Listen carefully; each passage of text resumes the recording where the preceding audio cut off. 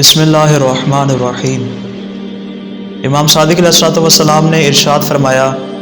کہ برا ابن معرور انصاری جو کہ رسول خدا کا صحابی تھا، اور جب رسول خدا مکہ میں موجود تھے تو وہ اسلام لے کر آیا تھا، تو ان دنوں میں چونکہ وہ مدینے کا رہنے والا تھا اور حضرت رسول خدا ان دنوں میں مکہ میں تشریف فرما تھے، اور اس دوران مسلمانوں کا جو قبلہ تھا وہ بیت الحرام نہیں تھا بلکہ مسلمانوں کا قبلہ بیت المقدس ہوا کرتا تھا کہ جس کی جانب مسلمان منہ کر کے نماز پڑھا کرتے تھے۔ جب برا ابن معرور انصاری کا انتقال ہوا تو اس نے یہ وصیت کی کہ جب اس کو قبر میں لٹایا جائے تو اس کے منہ کا رخ مکہ کی جانب کر دیا جائے، اس لیے کہ مکہ میں حضرت رسول خدا صلی اللہ علیہ وسلم تشریف فرما ہے۔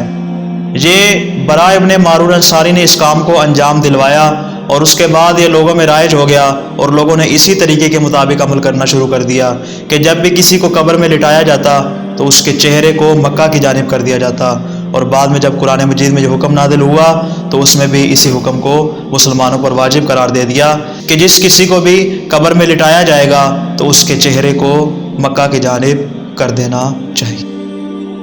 کہ جس کسی کو بھی قبر میں لٹایا جائے گا تو اس کے چہرے کو مکہ کی جانب کر دینا چاہیے۔